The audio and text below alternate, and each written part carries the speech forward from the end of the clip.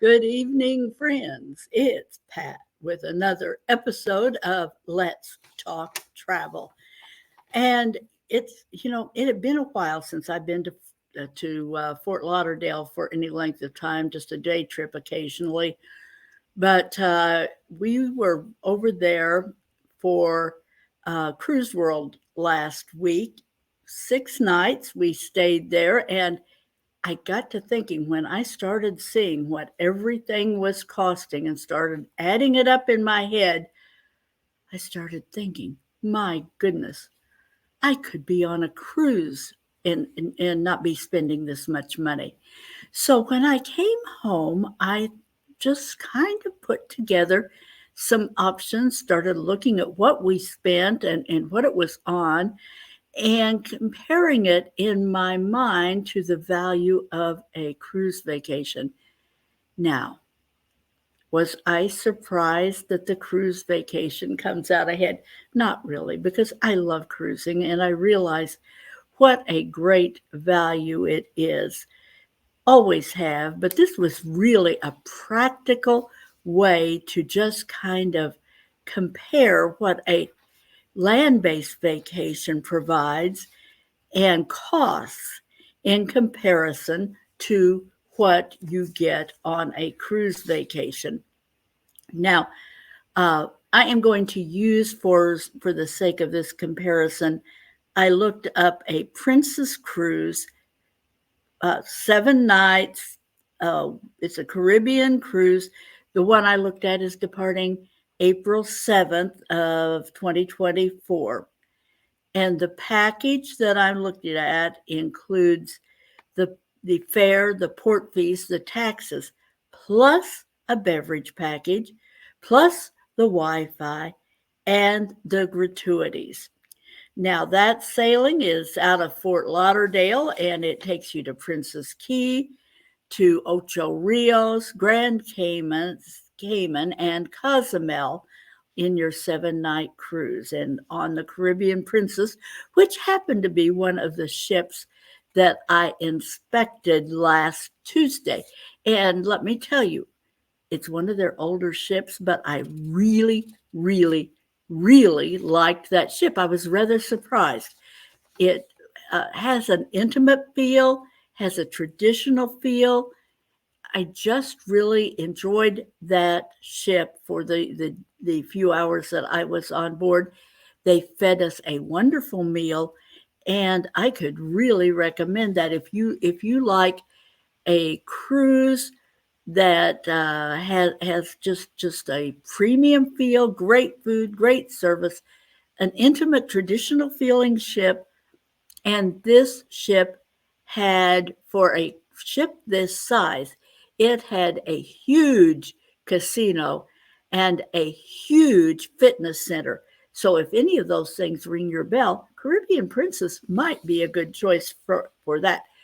But for this April 7, 2024 7 night cruise on Caribbean Princess, balcony, stateroom, 2 people with all the things that I listed would sail for $3,265 total for 2 people for 7 days. Now, that's a that's not cheap. Let's just be honest, it's not cheap. But let's look at the value and what we actually spent on 6 nights staying at what I would call a premium hotel. We stayed at the Hilton Fort Lauderdale Marina. Now, I've stayed there a few times before just for convenience. That's why we stayed. It's right there by the convention center where my event was held. I don't think you can see this very well, but if you can see where I've circled that, that is what we spent at the hotel. That is $1,959.69. It's our total for 6 nights. Now, some of the things that it included is, of course, our room and the taxes and all of that. Our daily parking, which was $46. Now, granted, on the Caribbean cruise, you're going to have to pay for parking unless somebody drops you off You could rent a car. There's various ways that you can get to the port. So that would be an additional expense to that 3265. But overall, I can tell you I would so much have rather been on a cruise for what we spent. First of all, I would just tell you, no, I can't make this stuff up. I'm not this I don't have the enough imagination to come up with this. My husband uses a scooter and we needed an accessible room. Well, in order to get to our accessible room, we had to go outside the front door, across in front of and up a ramp next to the bell stand, and all the way through their west wing, which is about 100 yards, I would say, about the length of a football field. It's a pretty big wing. So we went out the door, up the ramp, through the building, out the back door, up the outside elevator, 2 more floors up, and then 3/4 of the way back down the hallway, because elevators were out of order. And I think actually the last time we stayed there, they were out of order. It's been a couple of years, but so that's how we got to our accessible room. Well, the hotel looked better than than it had in any of our previous stays. But still, in our accessible room came up lacking. For example, the shower curtain ended a good 8 inches before it hit the floor. So you had an 8-inch gap there. And guess where all the water went when you showered? No matter how you tried, put down the bath mats, even put down an extra towel, whatever, and you still ended up with water all over everywhere when you took a shower. There was absolutely no place. Now, cruise, when you take a cruise in a standard balcony, your bathroom is not what I would call spacious, but it is well arranged. It does maximize that small space, and there is some place to put your belongings, your toiletry items, and so forth. The wall-mounted sink at the Hilton had no storage. There was no place to put your toothbrush, your toiletry items, the essentials that you have, hairbrush, the things that you use every day, your oral care. There was no place. You had to package it all up and either leave it sitting out on a countertop in the bedroom part, or tuck it away in a drawer. I'm telling you, I could not believe it.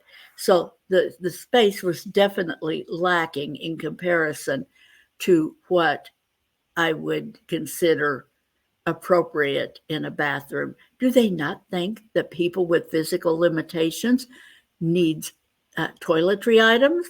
I don't get it, folks. I'm sorry, I just don't get it. So we have the 19, almost $2,000. Let's just say, to round it up, 1959.69. So coming up on $2,000, and that included our parking at $46 a night. Now we had to, of course, every time we came and went, we had to tip the valets for our car, which makes sense. We dropped probably about, I would say, maybe 200, 220, something like that, on tips to the valets when they would get our vehicle. We spent, we left a tip for housekeeping. Now, remember on the cruise I quoted for $32.65? Gratuities are included, folks, so you don't have to tip. That's all included in that cost. So $220, give or take, for gratuities to people who are performing services for us. And then dining.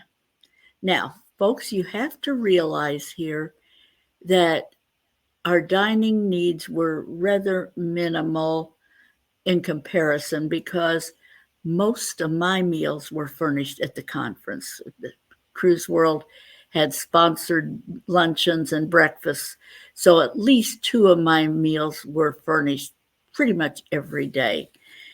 My husband just kind of snacked around. He'd get a sandwich from the little to go place downstairs and just munch on that. So his needs were minimal. So we're talking about basically one meal a day. Now, we ate our first morning. I didn't have a sponsored breakfast. So we had breakfast in the Hilton's restaurant, Olive and Sea. What can I say? The food, you could not order from the menu. Everything was buffet. They didn't have chafing dishes set up to keep anything warm. So the food was all cold. I'm talking about, I got my husband a couple of small pancakes, just small. They were so cold that you put a pat of butter on them, even put some warm syrup. They did have warm syrup, but even poured that on there, the butter still wouldn't melt. The pancakes were that cold. They were just served, the eggs, the pancakes, everything was just cold. It wasn't even passingly warm. It was just really, really bad. Um, so we spent for that breakfast that basically was, we ate a few bites and that was it. And folks, I'm not one to complain about this, but honestly, we spent $89.98 for that breakfast. I cannot make this up. I swear to you, $89.98 for that breakfast, including tax. That was all but inedible. This buffet, and that, I mean, what can I say? It was just really, really bad. We did have some very good meals when we went out in the evenings. We went to one of our favorite Zaccarello's, an Italian place over on Commercial Avenue in Fort Lauderdale. We always hit that when we're in town. We've enjoyed them for years. We keep going back. It was excellent. That was about $85 for the two of us. Houston's, we saw Houston's as we were driving around, and we haven't been to a Houston's in years. Now, we splurged a bit on that one. I admit they had grilled artichokes. Anytime there's an artichoke, I'm going to go for it. I love artichokes. So we had grilled artichokes for an appetizer. My husband had a steak, and I had a fish sandwich with some homemade cream corn that was delicious. That was with our beverage. No alcohol, folks, just tea and soda. $157 for that meal. We stopped in Sea Watch twice. Each time we took a contemporary, one of my associates was at the conference. We treated her one evening, and then someone that I know from Captain Lou's group of people, who has been a mentor to me in the industry, Penny. We took her and treated her. So the two meals at Sea Watch, we dropped about $350 each for three people. Total of $350 for two meals. So it wasn't $350 per meal. So and here's another one that we really hit. This one was, I just can't even believe we did this. We just were kind of driving around trying to figure out what to do for a meal this one night.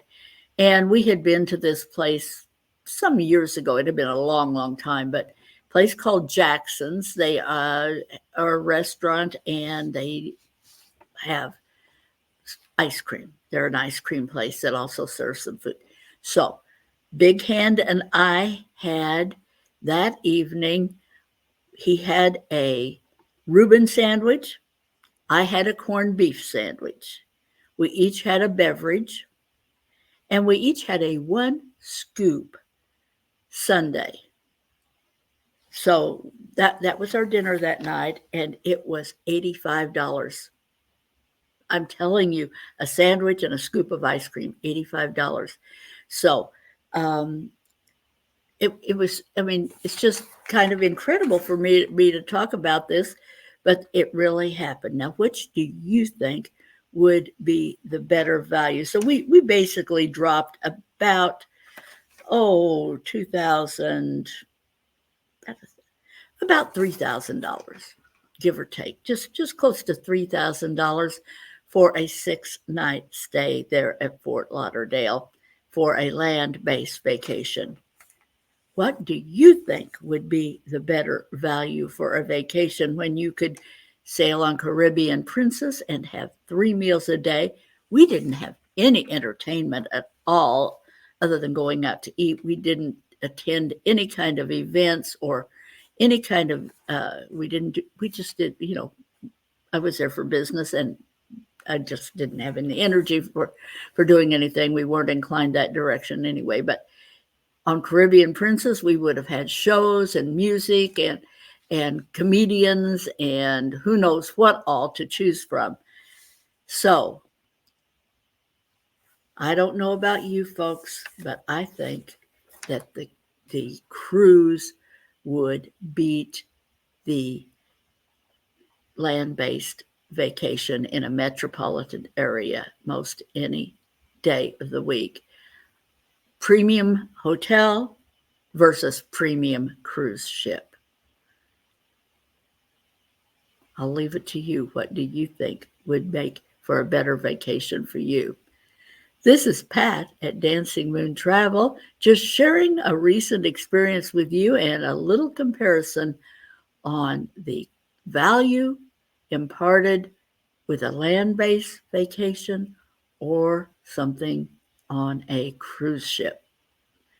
Hope you enjoyed it, folks. Whoops, didn't mean to do that. Hope you enjoyed this. Hope it gets you thinking a little bit. Let us know if we can help you at all. If you are interested in having a personal quote for anything, we are more than happy to help. This is Pat signing off at Dancing Moon Travel. See you again soon. Bye now.